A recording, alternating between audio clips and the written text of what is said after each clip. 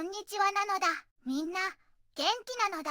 ずんだもんが、今回も世界のニュースをお届けするのだ。今日ずんだもんがみんなに紹介するのは、南スーダンなのだ。実はね、みんな知ってた？南スーダンは国民の半分以上がなんと18歳以下で、世界で最も若い国の一つなのだ。若いエネルギーにあふれる国って、なんだかワクワクするのだ。そんな南スーダンについて、今日は3つのニュースを紹介していくのだ。中でも特に注目なのが、3つ目のニュースなのだ。火や石油収入前倒し要請漏洩の疑いがある当局者を再任という記事なのだ。なんと、南スーダンのキール大統領が石油資金の25億ドル前払い要請書を漏らしたと疑われている人物を、またまた石油省の次官に再任したのだよ。このポスト、たった11ヶ月で3回も交代するなんて、すごい人事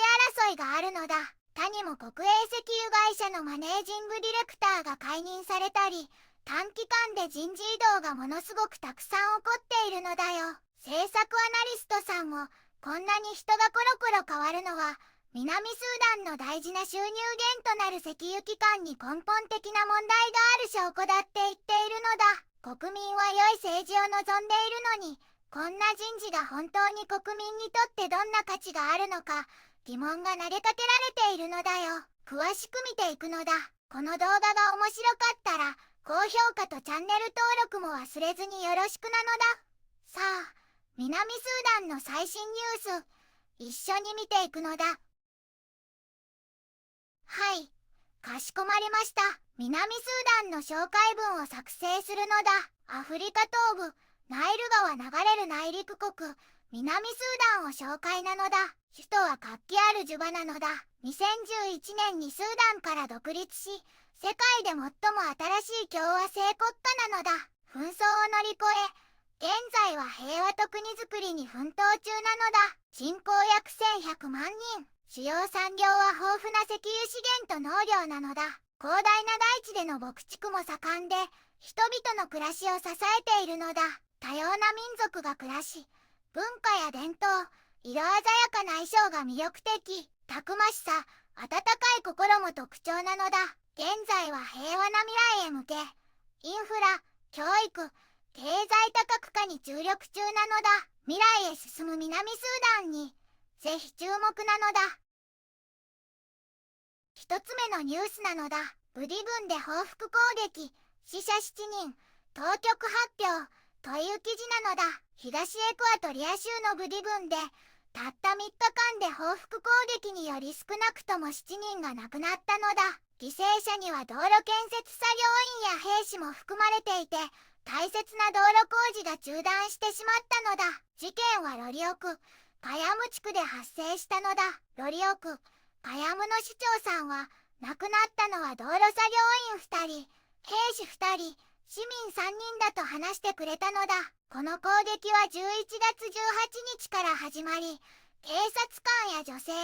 兵士が殺害されたのだ。当局は、トポサ族の若者がラリム族への報復として攻撃をしていると見ているのだ。ラリム族の代表は暴力を非難し、若者に報復をやめるよう強く求めたのだ。カポエタ南軍の委員は、女性が殺害されたという報告は否定したけど、この暴力がブヤ族とトポサ族の以前の紛争から報復の連鎖にエスカレートしたことは認めているのだ。政府は対話を組織しているものの、市民にも自分たちで紛争を解決するよう警告しているのだ。東エクアトリア州の知事さんも、これは報復と報復の連鎖によって引き起こされた部族紛争だと確認したのだ。解決には、暴力の責任者を正直に特定することが不可欠だと強調しているのだ。国連や他の援助団体も、コミュニティ間の暴力が南スーダンの安定にとって大きな脅威だと繰り返し警告しているのだ。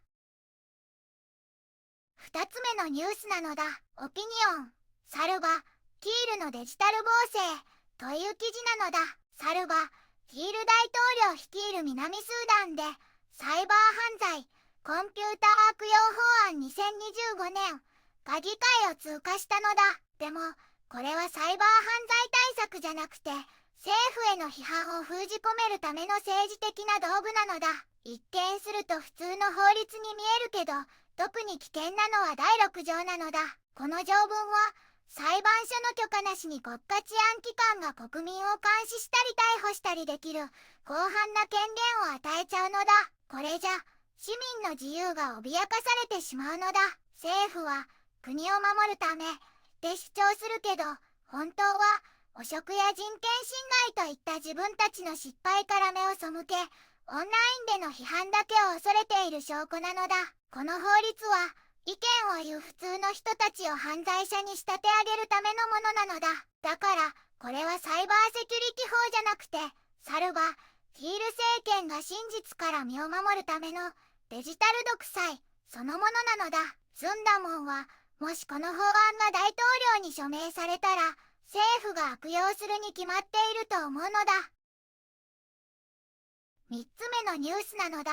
いや、石油収入前倒し要請漏洩の疑いがある当局者を再任という記事なのだ。南スーダンのキール大統領が、なんと、石油資金の25億ドル前払い要請書を漏らしたと疑われているチョル・トン・アベル氏をまたまた石油省の次官に再任したのだ。このポストはたった11月の間に3回も交代するなんてすごい人事争いがあるのだ。チョル氏は一度解任されて前任者が戻ったと思ったらすぐにまた彼が復職したのだよ。他にも国営石油会社のマネージングディレクターも不適切な管理の苦情で解任されたり、国家通信局の局長も交代したりと短期間で人事異動がものすごくたくさん起こっているのだ。政策アナリストさんは、こんなにコロコロと人が変わるのは、南スーダンの大事な収入源となる機関が根本的な問題を抱えている証拠だって言っているのだ。石油省は長年、石油危機への対応や生産の規制に苦しんでいるし、原油の品質も下がっているのだ。政治的なつながりが人事に影響して、そこから利益を得ようとしているんじゃないかって指摘されているのだ。国民は良い政治を望んでいるのに、こんな人事が果たして国民にとってどんな価値があるのか、と疑問を投げかけているのだよ。なのだ。南スーダンは未来へ向かう魅力ある国なのだ。でも、報復の連鎖やデジタル独裁、不透明な石油収入の問題など、厳しい課題に直面しているのだ。国民が平和と発展を望むからこそ、これらの問題に真摯に向き合い、解決に向けて進む南スーダンに、これからもズンダモンはずっと注目していくのだ。